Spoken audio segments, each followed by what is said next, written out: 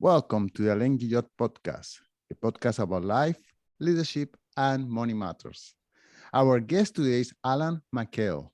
Alan is a historian and professor of history at Yale University. His work centers on the history of the Ottoman Empire, and he is the author of 5 books. And today we will talk about his latest book, God's Shadow, Sultan Selim, his Ottoman Empire, and the making of the modern world. Professor Mikhail, thank you so much for joining me today. Thank you very much. I'm really happy to be here. So there is so much material in this book, and I'm sad that I have never focused on the Ottoman Empire as far as history. We all focus on the arrival of Christopher Colon in America, and that's as far as we go back. It seems like that's when history starts for the Western world, but you take us a little bit back. You tell us that no, it starts a lot earlier than that. So before we get to the topic of the book, I wonder if you could tell us a little bit about yourself. Why a historian and why the Ottoman Empire? Well, I would say the reason why a historian is a little bit of like and of luck. It's not a very mysterious story. I was an undergraduate. I didn't know exactly what I wanted to study. I thought maybe sciences for a while. I like to read. So I took all kinds of classes, and I was really compelled by my history courses. And so just kept taking the classes that I liked. And when it came time to think about what I was going to do after college, I again had all kinds of ideas. And one of them was to apply to graduate school in history. And so I did that, thinking that, if I don't like it after a couple of years, I can leave, and I will have studied a little bit more, improve some languages, maybe traveled a little, and that would be fine. And then I could move on with my life. But I just continued to keep liking it. And so finished graduate school. And then the luck came in that I was lucky enough to be able to find a position as a professional historian, which is becoming rarer and rarer these days, sadly. And then incredibly lucky to be able to be a historian at Yale. One of the moments in life that turned me on towards history was when I was reading how the Spanish conquistadors were spreading through Peru, for example, and the clashes that they have with the indigenous there. And I fell in love in history at that time. And I see that you have fallen in love with the Ottoman Empire. What was the turning point for you? Yeah, in graduate school, I had come to realize that I wanted to be a historian of the Middle East. I wasn't sure exactly within that what I wanted to do, because the history of the Middle East is very, very old. I mean, it goes back to antiquity. And so, I knew that I needed to narrow things down. I was interested in more modern things. And I came to realize that the Ottoman Empire was crucial, obviously, to the history of the Middle East. But that when you looked at it from the Arab world, the picture of the Ottoman Empire was a very particular one. And when you looked at it from the vantage point of Turkey, it was, again, a very different one and a very particular one. And so I was curious about the distance between those two views, and became interested in trying to think about ways of connecting those different worldviews, or trying to reconcile them. And of course, the Ottoman Empire was not just in the Middle East and not just in Turkey, but also in the Balkans, other parts around the Black Sea, and in North Africa.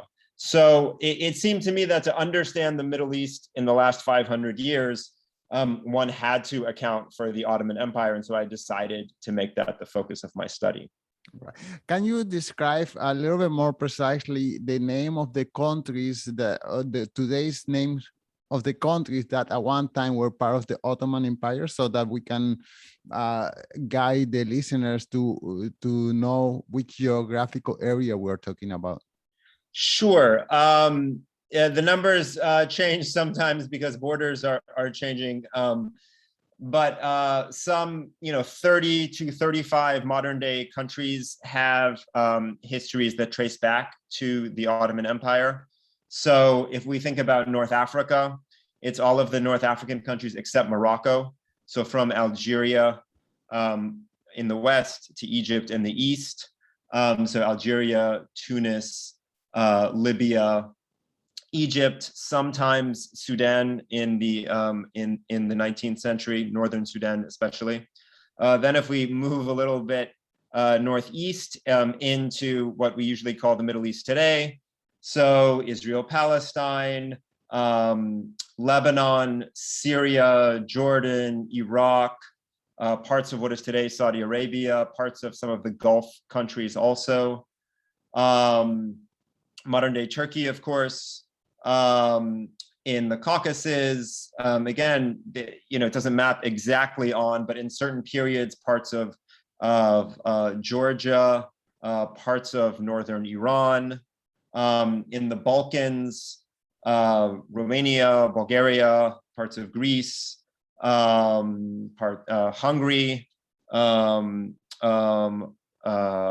Macedonia, Yugoslavia, what used to be Yugoslavia, the Czech Republic, etc. So, 35 modern day countries trace some history back to the Ottoman Empire. Wow. So the Ottoman Empire, it was a Muslim empire, but many of these countries, they don't seem to be too Muslim to me. So I guess they didn't have a rigid control on the kind of religions that the subjects were practicing at that time. Yeah, so that's a very interesting question that you raise. Even this term Muslim empire, it depends what we mean by that. The conventional dates given for the Ottoman Empire are around 1300 to World War I, right? So that's over 600 years of history. So this is a vastly complex and vastly large history to try to understand. But let's say from 1300 to the early part of the 16th century, so for over 200 years, the vast majority of the people living within the borders of the Ottoman Empire are Christians. So when we say Muslim empire, do we mean the rulers? Do we mean the people living in the empire? What exactly do we mean? It's true that the royal family of the Ottoman Empire, the House of Osman being the name of the first sultan, and then anglicized into Ottoman, that line, that family that ruled for 600 years were Muslims. Were they religious? It depends in which period we're talking about and which rulers. But it's a much more complex question to think about the empire as a Muslim empire as opposed to, say, a Christian empire, especially in its early period. But to answer your question, more directly, the question I think you're asking, it is the case that throughout the entire 600-year history of the empire, there were many religions within the empire, both within Islam, different sects of Islam, and then in addition to Muslims, Christians, and Jews. And again, it's hard to generalize over that period, but it is the case that non-Muslim communities, so Christians and Jews, had a certain degree of autonomy within the empire, having their own religious hierarchies, maintaining a court system, being able to marry according to their own rights and divorce according to their own rights. But it wasn't a completely tolerant paradise. We shouldn't think of that either. There are many instances of anti-Christian and anti-Jewish violence in Ottoman history, which makes the Ottoman Empire an interesting comparison for thinking about places in Europe where there were large non-Christian communities. And just out of curiosity, well, your book focused on the time period of Sultan Selim, but first of all, can you tell us what's the difference between a sultan and a king, for example? Yeah, what is the difference between a sultan and a king? That's an interesting question. I mean,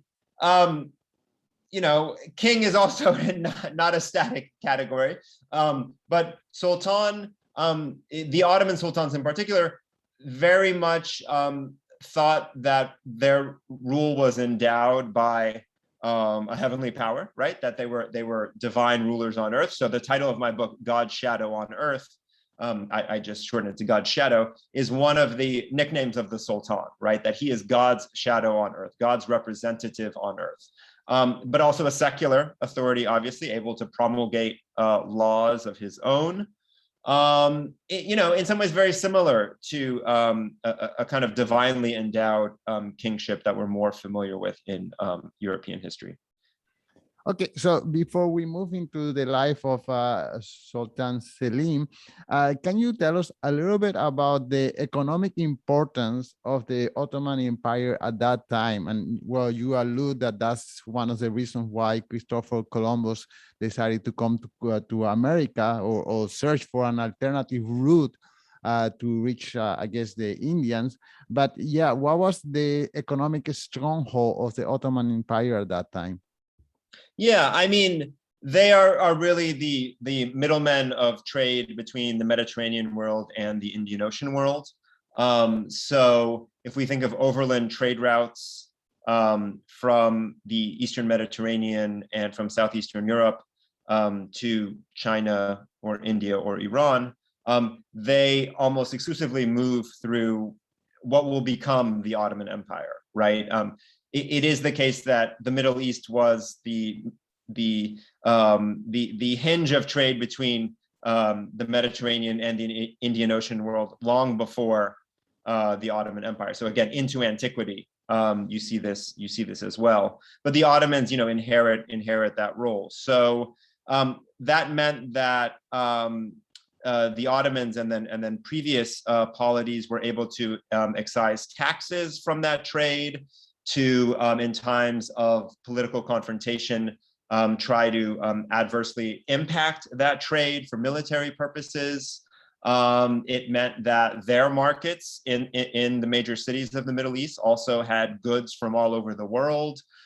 So given their kind of status in between Europe and Asia, if you like, people in the Middle East were able to benefit from that trade.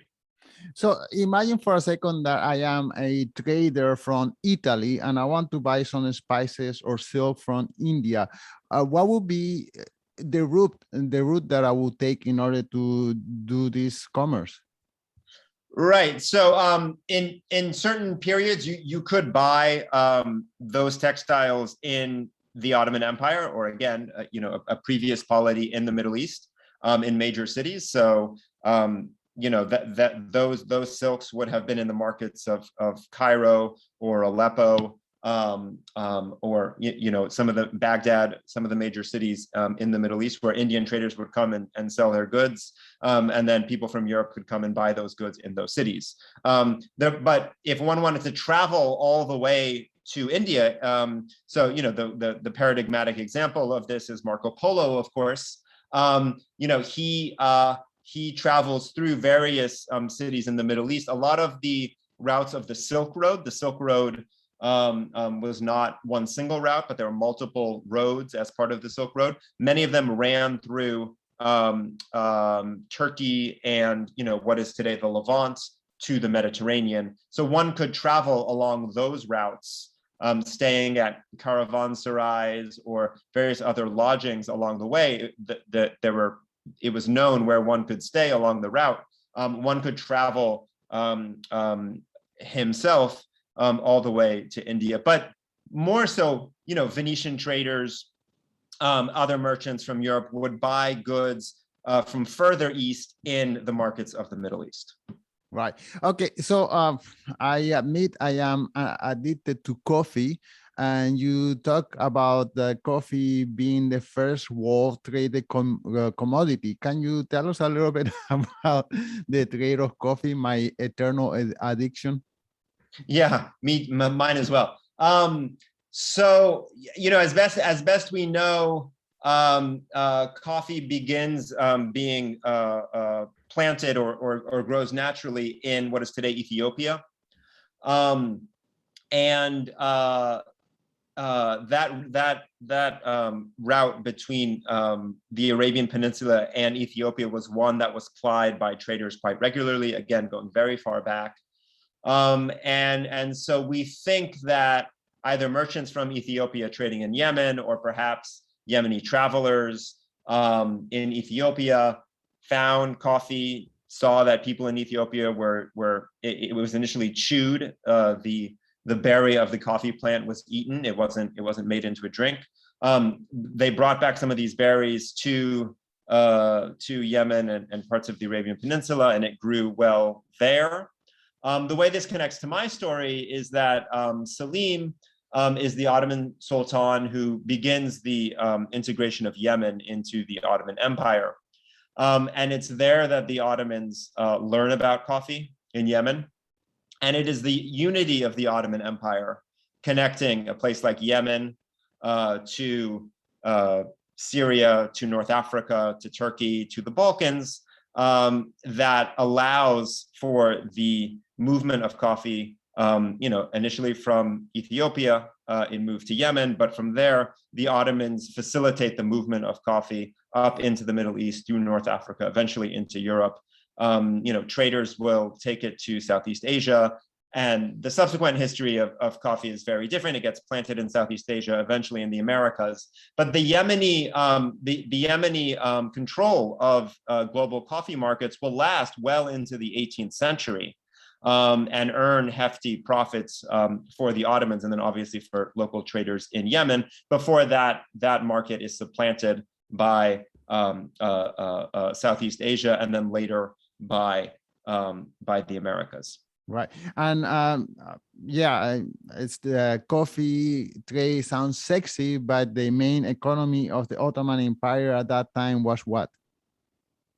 Well, I mean, in terms of the revenues that the state generates to operate, it's taxes on land. That is the main source of wealth for the empire. Okay, so no much has changed since then in history as far as taxation.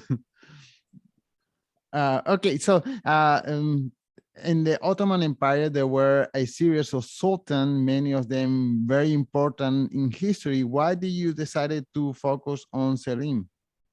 Yeah, I as you indicated, I was interested in understanding the history of the world as it intersects with the history of the Ottoman Empire in the decades around 1500. And why is that? I mean, it seemed to me that various world-changing events that we ascribe to having an impact on our modern world occurred in those decades. So we've already sort of mentioned 1492, meaning Columbus's voyages, but there are other meanings of 1492.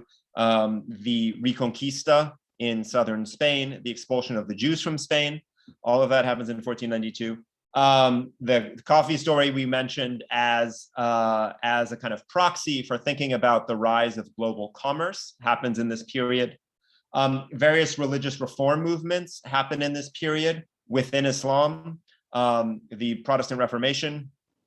And so I wanted to think, are the Ottomans involved in some of those events? If so, how? And how might I tell a story that would get people who are not Ottoman historians, people, if I may, like yourself, who maybe haven't thought about the Ottoman Empire a lot, how might I get them interested in thinking about the Ottoman Empire by showing them all of its myriad effects on these large global processes that we all know very well. Now, Selim, the way he enters the story is, to put it crudely, his life is the perfect window for that history that I want to tell. He's born in 1470 and he dies in 1520.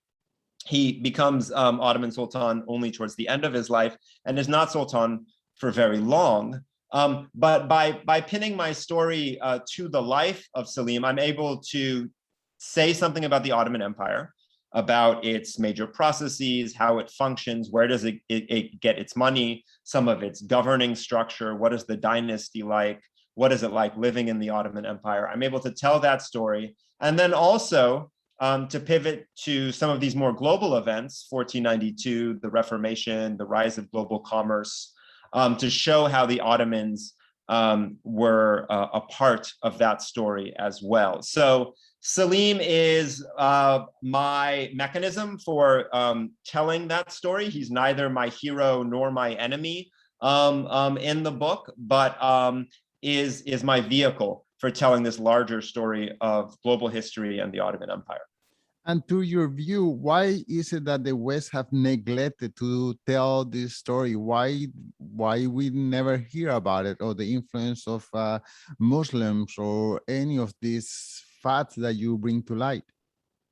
Yeah, I mean, it's not so much that we've never heard about this. I mean, many other historians for quite a long time have told bits of this story in different kinds of ways. So I don't want to emphasize that point, over exaggerate that point. But it is the case, to answer your question. I think, the Ottoman Empire, and let's say Islam more generally, perhaps, and we could argue about when exactly this begins, but is seen as other to the West, is seen as an enemy of the West, to put it very, very crudely. And I don't want to hear say that there were never instances of interaction or of positive cooperation or anything like that. There are plenty. But because of that otherness of Islam, we have written Muslims and the Ottoman Empire out of some of these events, the ones that I just described, that we think made our world, right? The emphasis on our world being a Judeo-Christian, European, American kind of world. It's very hard for us to think that somehow Islam was involved in its creation, right? Islam, from the time of Christopher Columbus, through to later periods, was an enemy of Christian Europe in various kinds of ways. In some ways, we are the inheritors of that legacy of that history. And today, given the kind of view of Islam that we all live, of terrorism, of America's wars in the Middle East, of gruesome terrorist attacks in Europe, it's very hard for us to imagine a different kind of history, one that is more about interaction, creation, contribution of Islam to our history. So the kind of trick is to never to mythologize a kind of history of positive interaction, never to talk about a kind of unchanging military clash between some huge thing called the Christian West, let's say, and some huge thing called Islam, but to recognize that there are truth in both of those stories, and to figure out the specific threads for telling different kinds of history. So the history I tell in this book is one little piece of this much larger history of interaction between the Muslim world and other parts of the world. But I hope that it will help us to see that is a story that's worth telling, that there is a story about Islam in something like 1492, for example, in ways we might not think of, in even something like the Reformation. And so I'm putting forward those stories as examples of ways of being able to narrate other kinds of histories. Wow. I wonder about Selim as a warrior. He was only a sultan for 8 years, yet he expanded the empire practically more than any of the previous sultan. I wonder whether he was a great warrior, or he was lucky, or if he had a competent generals. What was his secret to have such a huge expansion?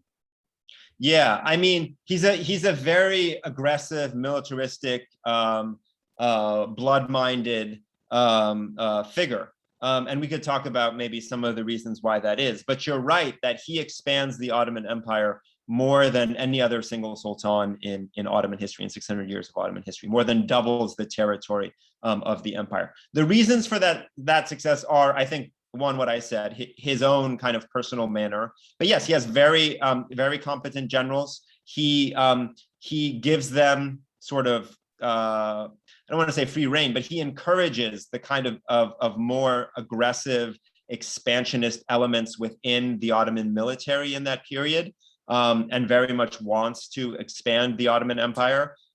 His first major military campaign in the East against the Safavid Empire, based in Iran, is really one that dates back to his childhood in a city very close to that border, in which he was constantly dealing with military forces coming from further east, the region that would become the Safavid Empire. So he really wants to strike aggressively against them. The next major battle that he wages is against the Mamluk Empire, which is based in Cairo and controlled, much of North Africa, Egypt, and then most of the Middle East, up into what is today parts of Turkey, southeastern Turkey.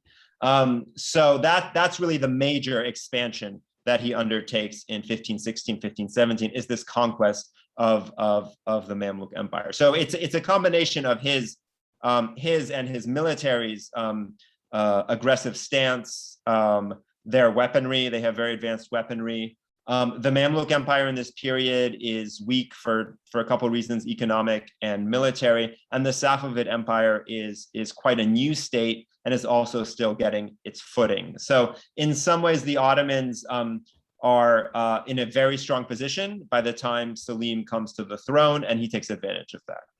Well, I'm going to ask you one last question, and because I know that we are running out of time, so feel free to shorten it or expand it as much as you like.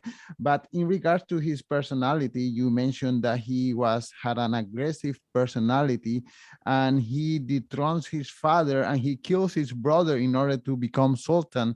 I wonder if, in whatever amount of time you have left, if you could fill in some of that parts of his life. Yeah, I mean, so dispatching one's brothers was not so uncommon in Ottoman history as succession battles took place. Deposing one's father as a sitting sultan was quite rare, and was controversial for Selim and his legacy. I mean, the basic story that I tell in great detail in the book is that Selim is third in line to win the throne after his father. He has two older brothers that survive into adulthood, and the eldest son is the most favored, and the father, Bayezid, Selim's father, is in some ways grooming his eldest surviving son to take over. Selim is disadvantaged by the positions that he's given within the imperial administration during his youth. He's able to turn those disadvantages into advantages by creating new alliances within the empire. And again, I go into great detail about how this works in the book. And in the moment in which the brothers are making a run on the capital, when it becomes clear that the succession battle is about to take place, Selim comes to the outskirts of the city. He reaches the city before his other brothers.